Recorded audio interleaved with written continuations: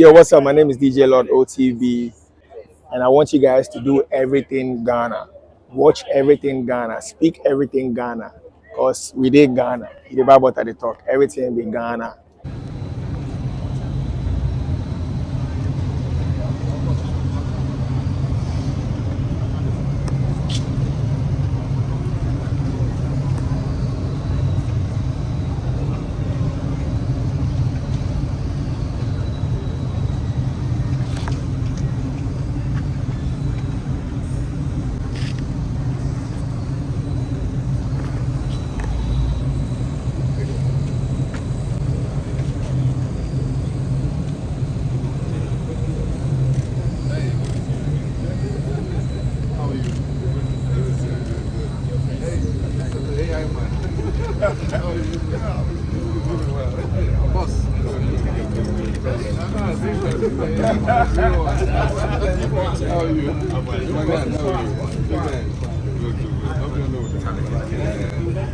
Okay, Nabil, welcome back.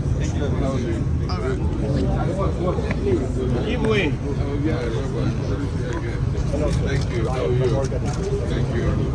You were the first to reduce your price. Exactly. Samara, how are you? Very good. Yes, thank you.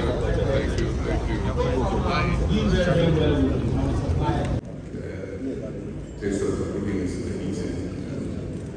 We've been giving that responsibility to my Ghanaians. But I want to thank you for your kind invitation. I'll miss the presidential panel of your unfortunately. There's always a coincidence. I was supposed to be in Abuja this morning for the African Government board meeting. I cannot listen and do the output, but was expecting me this morning, but I had to call and explain to him that I have to be at the CEO.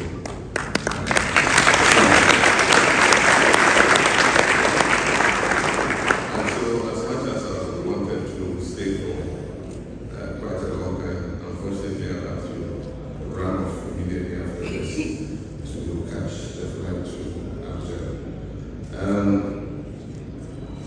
I'm happy I listened to Moses' presentation. I mean, the sky is the limit. It just opens so many opportunities for us. And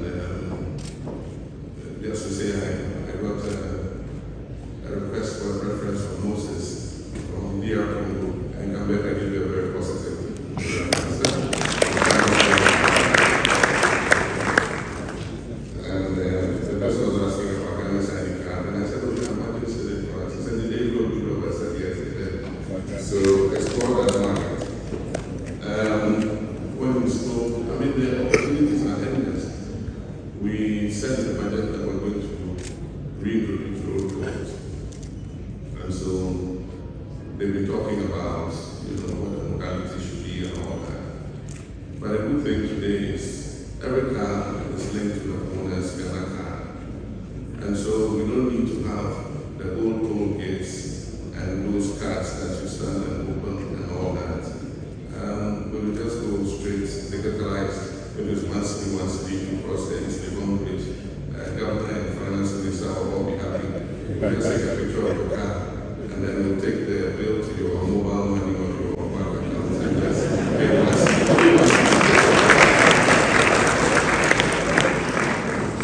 So things are looking up. I'm happy to see my friends to me. They sold me my first EV car, a little Nicky Bulling Chinese car. And today my boys quarrel about who should use it. Because they don't pay petrol, they don't pay electricity. The charger is in my house. So they come and park it and plug it in. And when it has a full charge, 330 kilometers, they are good to go. And so, Subi, I'm happy to see you again. But happy to see all of you in a different capacity today. Another part that said levels don't change. So good morning, and I'm happy to be here as the President of the Republic of Ghana. There's a short statement, and it is my honor and pleasure to address you on this year's CEO Summit, an event that has over the years become the foremost platform for strategic thinking and engagement brings together the nation's most influential economic actors, and it is heartening to note how your community has maintained your resolve even through the trying times of the recent past. This year's theme, Leading Ghana's Economic Reset, Transforming Business and Governance to a Sustainable Futuristic Economy, could not have been more appropriate. It challenges us to examine where we have come from, acknowledge where we have faltered, and above all, define where we must go as a nation.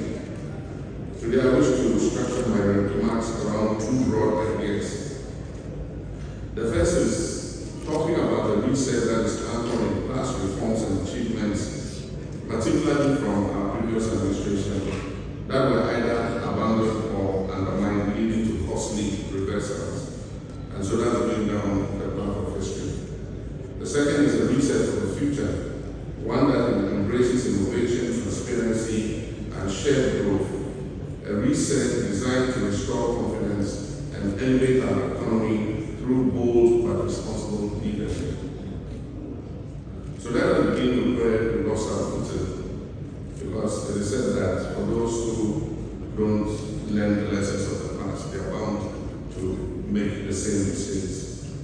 Between 2013 and 2016, my administration took bold steps to deepen Ghana's domestic and external financial markets. And the ministers like Dr. Kwabena Dufo and later Mr. Setepe, who we are privileged to have here with us, and in partnership with the central bank and commercial banks, we introduced medium and long-term domestic bonds, listed them on the Ghana Stock Exchange, and operationalized the Central Securities Depository to improve transparency and liquidity. We went further. Ghana became one of the few African countries to issue a $200 million denominated domestic bond, a strategic innovation that supported our smart borrowing initiative, and I'm happy to say that bond was subscribed. Simultaneously, we accessed external capital markets responsibly. From 2013 to 2016, Ghana issued 4 Eurobonds, all without default. And these were anchored in a sinking fund mechanism designed to ensure repayment. We applied about $335 million from our oil-funded sinking fund to settle maturing Eurobond liabilities. We refinanced the $200 million epic era 2007 Eurobond through our 2015 World Bank guarantee bond. And before we left office, we left sufficient reserves, enabling the next administration that came after us to pay off the balance in 2017 of the 2007 bond without distress. Ladies and gentlemen, this was not magic, it was just discipline and it was foresight. Tragically, this architecture was dismantled. Between 2017 and 2022, debt accumulation skyrocketed, and yet the framework to ensure repayment was abandoned. As a consequence, Ghana defaulted on both the domestic and external debts, a first in our post-independence history. Investors, businesses, and pensioners suffered crushing losses through the domestic debt exchange program, with crude haircuts, eroding trust in the financial system. Ghana's credit worthiness was downgraded to junk status, and public sector arrears ballooned, and SMEs were squeezed out of the credit market. This was not simply a matter of global shocks. Other countries with smaller resource bases managed their recoveries much better than us. In our case, poor fiscal management, opaque collateralization of statutory funds, and disregard for procurement and accountability rules were major contributory factors.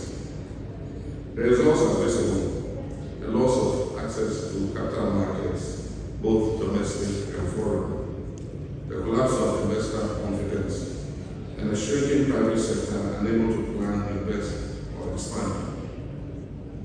Let us be honest with ourselves, a true reset must begin by learning from what worked and what was recklessly abandoned. And so the first thing to look at is how do we lead a reset for the future, a path to recovery and resilience. Distinguished participants, despite these challenges, I remain optimistic. Ghana has what it takes to recover, not by repeating the past mistakes, but by learning from it and innovating for the future.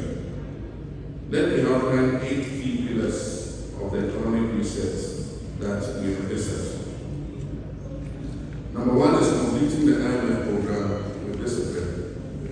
We'll continue the discipline in government expenditure and borrowing and work to achieve all targets under the extended credit fund with a program with the IMF. We expect to conclude the 4th review of the IMF program in June 2025 with a target to exit at the end of the program in 2026. And thereafter, I will participate in Article 4 consultations and adopt a policy support instrument framework, signaling Ghana's return to responsible, non-borrowing engagement with the fund. And the second is reopening domestic and international capital markets. We're working to reopen Ghana's bond market in collaboration with the IMF and our development partners, the Ghana Stock Exchange and local banks. However, future borrowing will be linked to self-financing commercially viable projects, particularly by MDAs, MMDAs, and SOEs, ensuring value for money and sustainable repayment. The third is strengthening sovereign funds and local government financing. We'll amend the Public Financial Management Act and Constitution to make contributions to the sinking and stabilization funds mandatory. It will not be optional. So a certain percentage of the funds must be committed to the sinking and stabilization funds.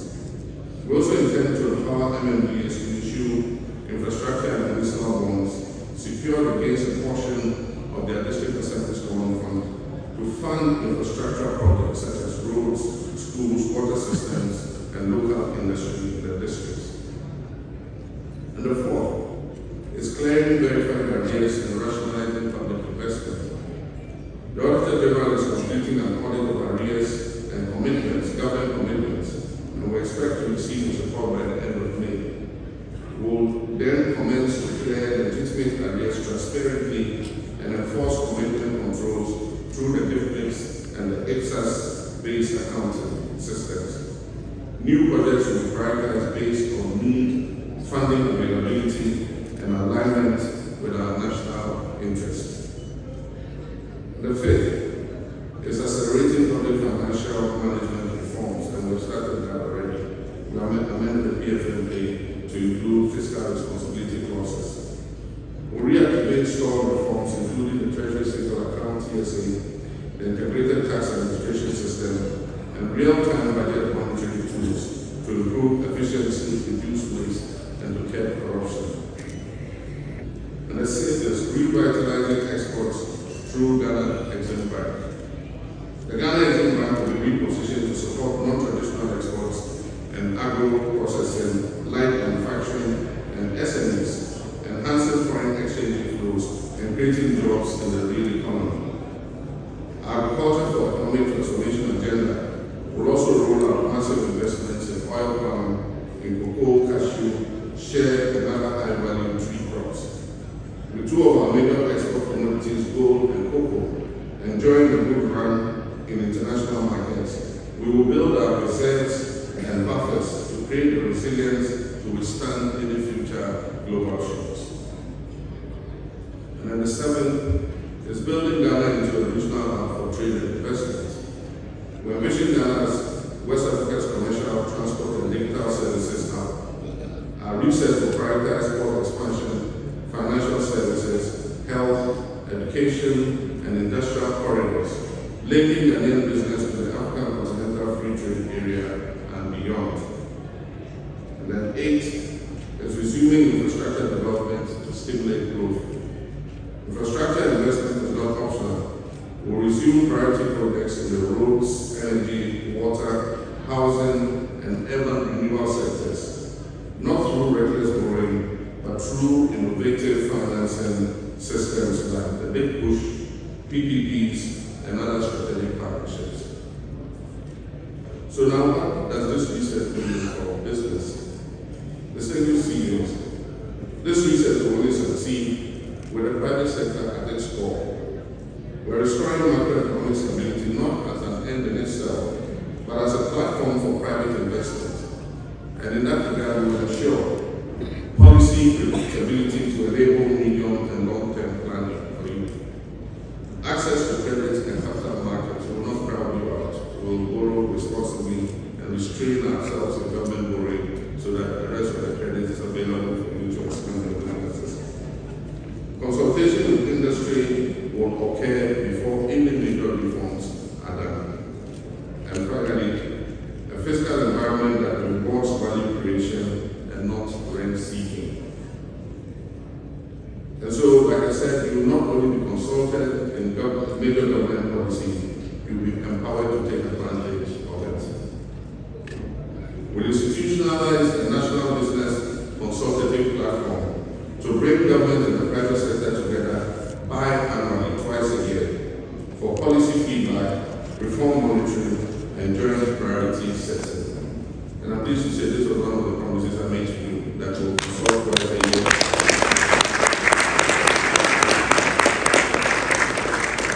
on government policy so that you give us a feedback on how it is affecting your businesses. Ladies and gentlemen, in 2008, Ghana became a lower middle income country. That milestone was based on sound policy and institutional reforms. Today, the opportunity exists for us to move further to become an upper middle income country with a diversified economy, resilient institutions, and a dynamic private sector. To get there, we must reset with discipline, with purpose and unity. On government's part, I wish to assure you that we will maintain the current fiscal discipline and work to maintain a conducive environment for your businesses to thrive. Let me take the opportunity to commend those of you who have responded to the city's appreciation by reducing prices of your products and services, and thereby passing some of the relief from the hardship to Ghanaians. And so all kinds of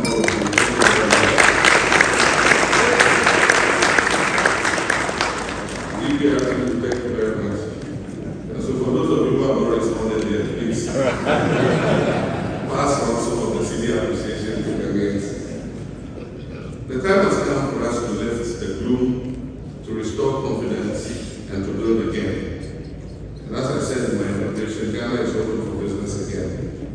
Let this summit mark the beginning of a new compact between the public and private sectors, a compact of mutual accountability, shared risks, and shared rewards. Together we can lead Ghana's economic reset and in doing so lay the foundations for a more prosperous, inclusive, and secure